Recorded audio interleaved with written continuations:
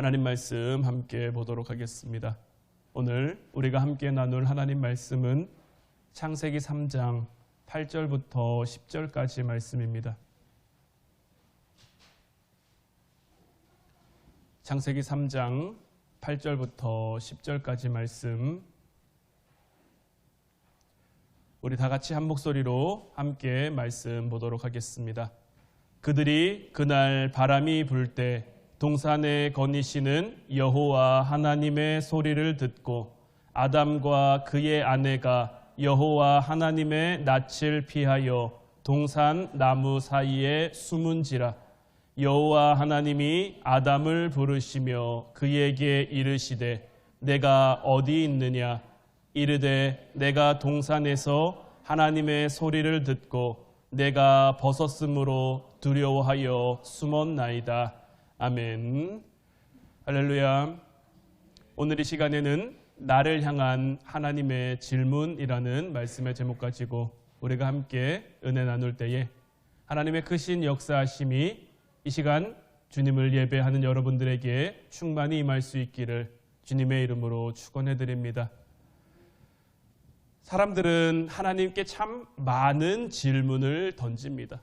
우리가 신앙생활을 하면서도 하나님께 여러 가지 질문들을 던질 때가 참 많아요. 하나님, 왜 내게 이런 일이 생깁니까? 하나님, 내가 왜 이런 길을 걸어야 합니까? 하나님, 왜 내게 이런 일을 허락하십니까? 우리가 하나님께 질문을 던질 때는 진짜 그 질문에 대한 답을 몰라서 던지거나 아니면 우리의 인생이 너무 힘들고 어렵고 아파서 억울한 하소연처럼 하나님께 던지는 질문일 때가 많죠. 특히 시편이나 선지서들을 읽어보면 어찌하여 주님 그렇게 하셨습니까? 어찌하여 이렇게 하십니까? 이렇게 불만과 원망과 어떤 답답함을 터뜨리는 질문들을 던지는 경우가 참 많이 나온단 말이죠. 이처럼 우리가 하나님께 무언가 질문을 할 때는, 우리가 무언가 하나님께 물음표를 던질 때는 대부분이 우리가 힘들거나 어려울 때예요. 우리의 삶이 지금 모든 게 다 잘 풀리고 있어요. 우리의 삶이 모든 게 다 만족스럽고 있어요. 내가 손대는 일마다 잘 되고요. 내가 하는 것마다 다 무언가 성공을 향해 가고 있어요. 그러면 여러분들, 하나님 어째서 나에게 이런 축복을 주십니까? 하나님 어째서 나를 이렇게 잘 되게 하십니까? 이렇게 질문하는 성도들이 얼마나 될까요? 가만 보면 우리는 성공과 축복과 뭔가 좋은 것을 우리가 받는 건 당연한 것처럼 여기지만 고난과 아픔과 어떤 어려운 것들은 내가 왜 받아야 되는지 모르겠냐며 하나님께 따지는 경우가 참 많아요. 근데 오늘 이 시간에는 우리가 하나님께 던지는 이 질문들에 대한 것, 여기에 대한 관점을 조금 바꿔서 반대로 좀 한번 생각해 봤으면 좋겠어요. 우리는 참 많이 하나님께 질문하는데 하나님은 우리에게 질문하시는 경우가 없을까? 우리를 향한 하나님의 물음표에 우리는 어떻게 반응하며 어떻게 우리의 삶을 이끌어가는지 그 부분들을 좀 우리가 성경과 말씀을 통해 함께 나누어 보고 우리를 향한 하나님의 뜻을 깨닫는 이 시간이 될 수 있기를 소망합니다. 하나님은 우리의 모든 것을 다 아시는 분이죠. 하나님은 모든 것을 다 할 수 있는 분이시죠. 그리고 우리처럼 감정에 휘둘리는 그러한 분이 아니시죠. 그리고 하나님은 우리를 생명처럼 사랑하시는 그러한 분이란 말이에요. 그러므로 하나님이 우리에게 무언가 질문을 던지실 때는, 무언가 하나님께서 우리를 향해 물음표를 가지고 계실 때는 우리처럼 무언가 억울한 감정을 하소연하기 위함도 아니고 우리의 생각이나 우리의 마음을 정말 몰라서 던지는 그러한 질문들도 아니에요. 우리를 향한 하나님의 질문에는 늘 하나님의 답이 있고 거기에는 하나님께서 우리로 하여금 깨닫게 하시고자 하는 영적인 깊은 메시지가 담겨 있는 것. 오늘 본문 8절 말씀을 다시 보면 그들이 그날 바람이 불 때 동산에 거니시는 여호와 하나님의 소리를 듣고 아담과 그의 아내가 여호와 하나님의 낯을 피하여 동산 나무 사이에 숨은지라. 하나님이 아담과 하와로 하여금 하나님이 만드신 에덴 동산에서 살아가게 하면서 모든 것을 다 허락하셨지만 그 가운데 딱 한 가지, 동산 중앙에 있는 선악을 알게 하는 나무의 열매는 먹지 말라고 하셨는데, 그걸 먹으면 하나님처럼 될 수 있다라는 그 뱀의 유혹에 넘어가서 넘지 말아야 할 선을 아담과 하와가 넘어버린 거죠. 그런데 어떻습니까? 정말 그 나무의 열매를 먹었더니 아담과 하와가 하나님처럼 됐습니까? 하나님처럼 되기라도 했으면 좀 나을 수도 있는데, 하나님처럼 되기는커녕 자신들의 벌거벗음만 깨닫고 그들의 인생이 점점 무너져 버리게 된 거죠. 9절 10절 말씀 이어서 보면 여호와 하나님이 아담을 부르시며 그에게 이르시되 내가 어디 있느냐? 이르되 내가 동산에서 하나님의 소리를 듣고 내가 벗었으므로 두려워하여 숨었나이다. 이때 하나님께서 에덴 동산에 오셔서 말씀하시는 거죠. 내가 어디에 있느냐? 평소 같았으면 아담은 하나님 내가 여기 있습니다. 신나서 하나님께 달려갔을 거예요. 하지만 이날은 그렇지 못하죠. 자기가 지은 죄가 엄청나서 아담과 하와는 하나님의 목소리가 더 이상 반가운 음성, 반가운 목소리로 들리는 것이 아니라 그들을 두렵게 하고 그들을 무섭게 하는 음성으로 그 하나님의 음성 앞에 숨을 수밖에 없는 거죠. 하나님은 변하시지 않았는데 그들 스스로가 변해버린 거예요. 죄를 지은 후에는 하나님의 음성 듣는 일이 가장 무서워지게 되는 거예요. 내가 지은 죄를 깨닫고 내가 지은 죄를 아니까 그 하나님 앞에 두려워하며 무서워하며 벌벌 떨 수밖에 없는 거죠. 사실 하나님께서 아담을 지으실 때에 아담을 이렇게 유약하고 비굴하게 만들지 않았단 말이에요. 아담은 하나님의 형상대로 창조된 아름답고 지혜로운 사람이었어요. 천지를 다스릴 수 있는 그 권한을 하나님으로부터 위임받았기 때문에 땅에 있는 모든 것이 다 그 아래에 있었단 말이에요. 게다가 왕의 왕 대신 하나님과 늘 교제하며 늘 함께하며 늘 만나며 하나님과 대화하며 하나님과 함께 살아가는 정말 당당하고 정말 행복한 사람이었는데, 선악을 알게 하는 나무를 먹지 말라고 하신 그 하나님의 말씀을 어김으로 하나님 앞에 불순종하는 죄를 지음으로 그가 가지고 있던 모든 것이 다 무너져 내리기 시작한 거예요. 하나님께서 내가 어디 있느냐라고 물으셨을 때 아담이 진짜 어디에 있는지 몰라서 물으셨을까요? 하나님께서는 이미 아담이 어디에 있는지도 알고 계셨고요. 아담과 하와가 뱀의 유혹에 넘어가 먹지 말라고 한 그 선악을 알게 하는 나무의 열매를 먹었다는 사실도 알고 계셨어요. 알면서 물어보시는 하나님의 마음은 어땠을까요? 알면서 물어보시는 하나님의 마음이 참 아프셨을 거예요. 하나님은 오늘 우리에게도 내가 어디 있느냐라고 우리의 자리, 우리의 위치를 물어보세요. 한번 여러분들도 생각해 보세요. 어떤 사람이 여러분들을 피해요. 그런데 왜 피하는지 모르겠어요. 특히 친했던 사람이 갑자기 나를 피해요. 집에 돌아오면 나를 반겨주던 자녀들이나 가족들이 어느 날 나를 본체 만체하고 나를 피해요. 그러면 뭔가 문제가 있는 거죠. 아담과 하와는 하나님과 친했어요. 하나님과 함께 했어요. 그런데 그런 하나님을 아담과 하와가 피해 도망하고 숨는 거죠. 그러니 그 모습을 바라보는 하나님의 마음이 얼마나 아프셨을까요? 그런데 이 모든 일의 발단이 어디입니까? 이 모든 일의 발단은 인간의 욕심인 거예요. 에덴 동산에서 아담에게 주어진 자리는 어디입니까? 하나님의 권세를 위임받아서 에덴 동산을 관리하는 자리였어요. 그러나 피조물인 아담이 뱀의 거짓말에 속아서 창조주 하나님의 자리를 넘보게 된 거예요. 이 욕심이 아담을 망하게 한 거예요. 밥알이요, 밥그릇에 소복히 담겨 있으면 그 모습이 참 아름답습니다. 그런데 밥알이 어디 얼굴에 붙어 있거나 어디 머리에 붙어 있으면 그 밥알이 그 사람을 좀 추해 보이게 만들죠. 마찬가지예요.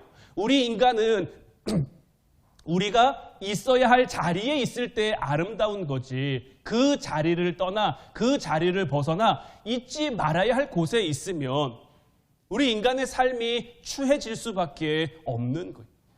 만약에 아담이 에덴 동산에서 욕심을 부리지 않고 자기에게 주어진 그 자리를 지켰다면 그는 에덴 동산에서 영원히 하나님과 행복할 수 있었을 거예요. 그러나 그는 자기가 있어야 할 그 피조물의 자리를 이탈했고, 그래서 내가 어디 있느냐라는 이 하나님의 질문에 감히 대답할 수가 없었던 거죠. 아담은 이 죄를 지음으로 인해서 여러 가지 많은 것을 잃게 됐지만 그 가운데 가장 크게 잃은 것이 뭡니까?